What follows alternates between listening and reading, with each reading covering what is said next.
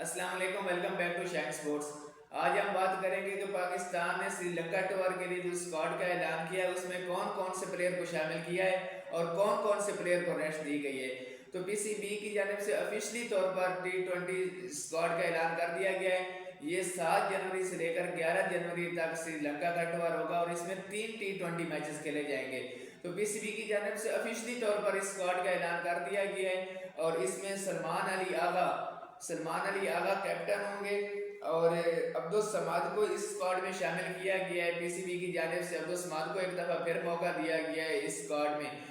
हो सकता है इनको T20 वर्ल्ड कप जो 2026 का खेला जाएगा उसमें भी मौका मिले। इस स्क्वाड का श्रीलंका सीरीज के लिए ऐलान किया गया है। हो सकता है ये स्क्वाड जो है T20 वर्ल्ड कप के लिए भी सबमिट करवाया जाए, क्योंकि 7 जनवरी लास्ट डेट है और जो श्रीलंका के साथ हमारा टूर है वो 7 जनवरी से लेकर 11 जनवरी तक है। तो इस सीरीज से पहले आईसीसी को पीसीबी ने अपना T20 वर्ल्ड कप का स्क्वाड सबमिट करवाना है। पीसीबी की जानिब से जो श्रीलंका सीरीज के लिए स्क्वाड का ऐलान किया गया उसमें सलमान अली आगा कैप्टन है और अब्दुल समाद इस टीम में शामिल किया गया, अबरार अहमद को इस टीम में शामिल किया गया। उसके बाद फहीम अशरफ हैं, फ़खर जमान है, ख्वाजा मोहम्मद नाफे विकेट कीपर के तौर पर पहली दफ़ा ख्वाजा मोहम्मद नाफे का नाम आया इस T20 स्क्वाड में। मोहम्मद नवाज को इस T20 स्क्वाड में शामिल किया गया है। सलमान मिर्जा को इस T20 स्क्वाड में शामिल किया गया है क्योंकि शहनशाह अफरीदी को रेस्ट दी गई है, उनकी परफॉर्मेंस भी पूरी है। हो सकता है वो T20 वर्ल्ड कप का जो स्क्वाड पीसीबी ने सबमिट करवाना है हो सकता है उसमें शहनशाह अफरीदी को डाला जाए, लेकिन अभी तक उनके चांस नहीं है क्योंकि उनकी जगह सलमान मिर्जा को मौका मिला है। और उसके बाद फिर मोहम्मद वसीम जूनियर को मौका दिया गया। मोहम्मद वसीम जूनियर को जो एशिया कप हुआ है अभी उसमें भी शामिल किया गया था स्क्वाड में, लेकिन उनको कोई भी मैच नहीं खिलाया गया था, उनको बिल्कुल एक मैच में भी मौका नहीं मिला। और अभी मोहम्मद वसीम जूनियर को दोबारा इस स्क्वाड में शामिल किया गया है। नसीम शाह को एक दफ़ा दोबारा मौका मिला है, नसीम शाह को दोबारा एक दफ़ा इस सीरीज़ के लिए स्क्वाड में शामिल किया गया है।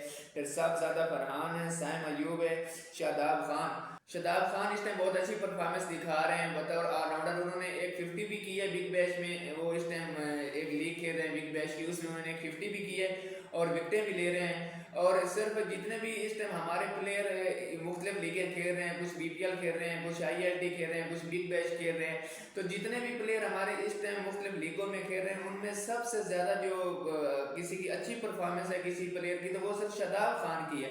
शादाब खान के अलावा कोई भी ऐसा प्लेयर नहीं है जो मुख्तलिफ लीगें जितनी भी खेली जा रही हैं उनमें कोई ऐसा प्लेयर नहीं है जिसने कोई बहुत अच्छी परफॉर्मेंस दिखाई हो। तो शादाब खान को अपनी परफॉर्मेंस की बुनियाद पर एक दफ़ा फिर दोबारा T20 स्क्वाड में शामिल किया गया है। उसके बाद उस्मान तारिक को इस स्क्वाड में शामिल किया गया। उस्मान तारिक का मुझे समझ नहीं आता क्योंकि उनका जो एक्शन है उस पर काफ़ी ज़्यादा डाउट भी हैं कि उनका एक्शन जो लीगल भी है या नहीं है, क्योंकि एक दो दफ़ा एम्पायर ने उनको वार्निंग भी दी है जब वो PSL में खेलते थे। उसके बाद फिर उस्मान खान को भी इस T20 स्क्वाड में शामिल किया गया। विकेट कीपर के तौर पे भी वो अपने फ़र्ज़ सर अंजाम दे सकते हैं। उसके बाद वो वैसे भी फील्डिंग कर सकते हैं अगर विकेट कीपर के तौर पे ना भी हो। विकेट कीपर के तौर पर 2 प्लेयरों को शामिल किया गया जिनमें उस्मान खान भी हैं और ख्वाजा मोहम्मद नाफे को भी इस T20 स्क्वाड में विकेट कीपर के तौर पर शामिल किया गया है। तो किसी एक प्लेयर की बुरी परफॉर्मेंस की बुनियाद पर दूसरे को मौका मिल सकता है। हो सकता है ख्वाजा मोहम्मद नाफे को वैसे भी मौका मिले क्योंकि उन्होंने बहुत अच्छी परफॉर्मेंस दी है पिछले 4 दिनों में। इमर्जिंग एशिया कप में भी उन्होंने बहुत अच्छी परफॉर्मेंस दी थी, तो उसी बुनियाद पर ख्वाजा मोहम्मद नाफे को इस T20 स्क्वाड में शामिल किया गया। शहनशाह अफरीदी को इस सीरीज में रेस्ट दी गई है। बाबर आजम का बहुत ज़्यादा सुन रहे थे कि सोशल मीडिया पे और मुख्तलिफ प्लेटफॉर्म पे कि शायद बाबर आजम का दोबारा कम बैक हो, लेकिन बाबर आजम को भी रेस्ट दी गई है। वो भी इस टाइम BPL में खेल रहे हैं और BPL में भी उनकी कोई ख़ास परफॉर्मेंस नहीं है। एक 50 सिर्फ बाबर आजम ने की है और वो भी तकरीबन 40+ बॉलों पे। और कल भी उनका मैच था, कल के मैच में भी 7 बॉल पे वो सिर्फ 2 रन बना सके।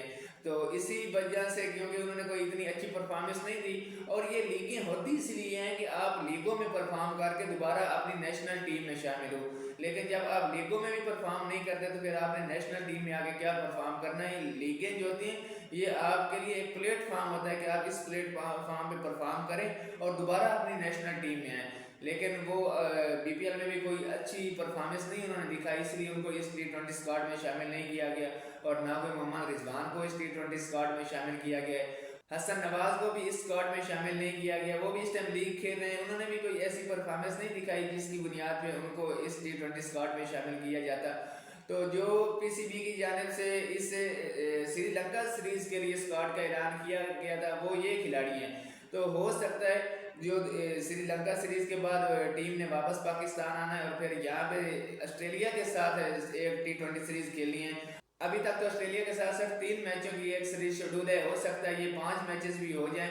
تو اس کے بعد پاکستان نے آسٹریلیا کے ساتھ میچ کھیلنے اور پھر دوبارہ سری لنکا کے ساتھ ورلڈ کپ کھیلنے جانا ہے. تو جو لڑکے ابھی سیریز کھیلنے جا رہے ہیں ہو سکتا ہے انہی کو دوبارہ موقع ملے اگر انہوں نے اچھی پرفارمنس دکھائی, کیونکہ یہ وہاں کی کنڈیشن کو بھی جان جائیں گے. ایک سیریز انہوں نے کھیلنی ہے اور اگر اچھی پرفارمنس دیتے ہیں تو پھر اس ٹیم میں کوئی تبدیلیاں نہیں ہوگی. لیکن اگر کسی کی کوئی بری پرفارمنس ہوئی تو پھر اس میں تبدیلیاں بھی متوقع ہو سکتی ہیں.